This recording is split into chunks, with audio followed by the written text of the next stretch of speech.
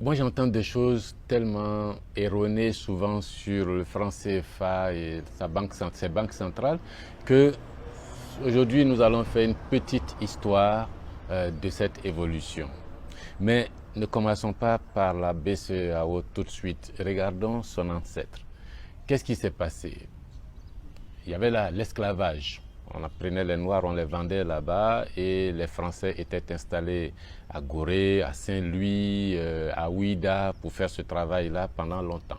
Jusqu'à ce que à l'esclavage, la suppression de l'abolition de l'esclavage arrive.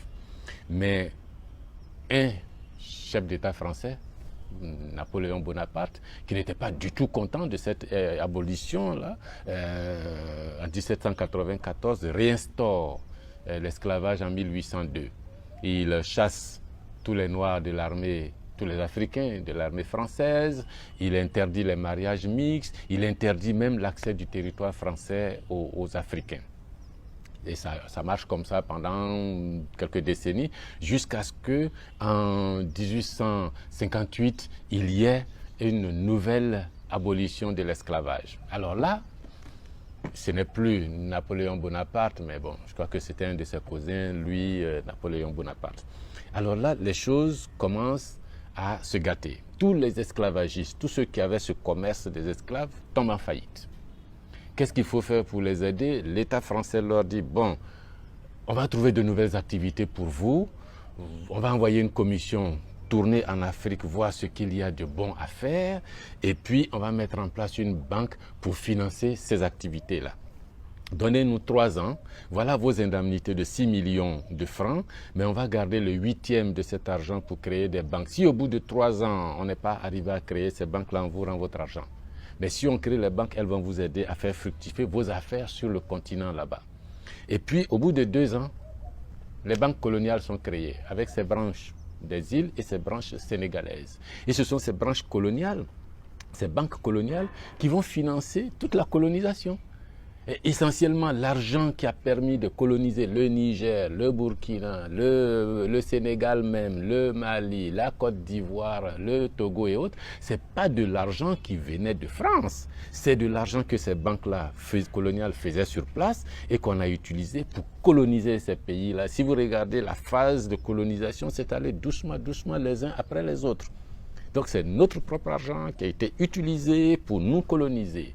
Et puis, et De Gaulle, plus tard, enfin, pour arriver à De Gaulle, cet ancêtre-là de la banque coloniale va devenir la banque de l'Afrique occidentale et du Togo. Ensuite, va céder la place à l'Institut d'émission d'Afrique occidentale, qui elle-même va céder la place à la BCEAO en 1959. Donc, l'histoire, là, ce n'est pas notre affaire.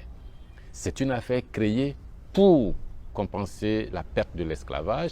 Nous nous sommes retrouvés là-dedans, non plus comme marchandises, mais comme utilisateurs de la monnaie. Mais ne croyez surtout pas que nous en sommes les propriétaires. Cette Banque centrale des États de l'Afrique de l'Ouest va être mise en place au lendemain du référendum de 1958, au moment de la mise en place de la communauté, et le président de la communauté, le général de Gaulle, est celui qui est désigné comme étant le seul capable de changer la parité du franc CFA. Avec libre circulation de cette monnaie dans les pays colonisés, avec transfert libre de capitaux entre ces différents pays, la mise en commun obligatoire des réserves de change, la parité fixe, et puis enfin toutes les règles que vous connaissez. Vous comprenez pourquoi chaque fois que nous parlons de parité du CFA, les Africains regardent tous à Paris en se disant, bon, Paris dit quoi? Mais ça ne vient pas des textes actuels, ça vient de l'esprit de ces textes, de leur origine. C'est le président français qui doit donner le là. S'il ne dit rien, rien ne se fera. Ce que je veux expliquer, c'est que cette monnaie CFA et sa banque centrale n'ont pas été créées pour nous. Ça a été créé pour les esclavagistes qui devaient avoir de nouvelles affaires sur le continent. Nous nous sommes retrouvés dedans en marchant. C'est devenu notre affaire, mais ce n'est pas. Nous sommes des utilisateurs, on n'en est pas les propriétaires.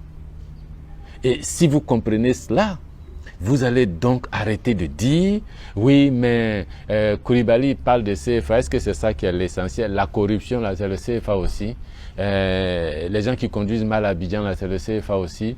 Les gouvernements qui détournent l'argent, là, c'est le CFA aussi. Il n'y a pas d'école, là, c'est le CFA aussi. On ne paye pas le cacao, là, c'est le CFA aussi. Ils n'ont qu'à d'abord gérer les affaires les plus simples avant de penser au CFA. Mais vous ne comprenez pas que tout ce que vous dites, que ce soit l'école, le cacao, le café, le taxi, tout le reste, vous payez et vous payez en argent et la facture est exprimée en francs CFA. La monnaie est partout, c'est comme le sang dans l'économie.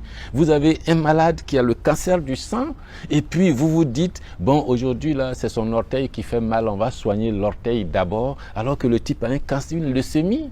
Est-ce que vous vous rendez compte? Le sang est mauvais et si le sang est mauvais, tout le reste est mauvais. Ne dites pas que la corruption des chefs, le mauvais comportement des gens, c'est pas la monnaie. La monnaie est dans tout parce que corrompre la monnaie, on donne aux gens, non? Enfin, voilà ce que je voulais que vous compreniez très bien pour que nous nous concentrions sur l'essentiel. Sur l'essentiel. C'est le franc CFA. Arrêtez de dire aux gens, est-ce que ça là c'est le CFA, est-ce que ça c'est le CFA? Non. On veut être propriétaire de notre monnaie. On veut être gestionnaire de notre monnaie. On n'a pas besoin de regarder Paris pour décider de quoi que ce soit. Voilà le message. Si vous pensez que c'est un message valable, si vous avez compris l'histoire derrière le CFA, non seulement likez, mais partagez pour que nous soyons de plus en plus nombreux pour faire changer cette histoire-là. Quand on dit que c'est une monnaie coloniale, ce n'est pas qu'une façon de parler.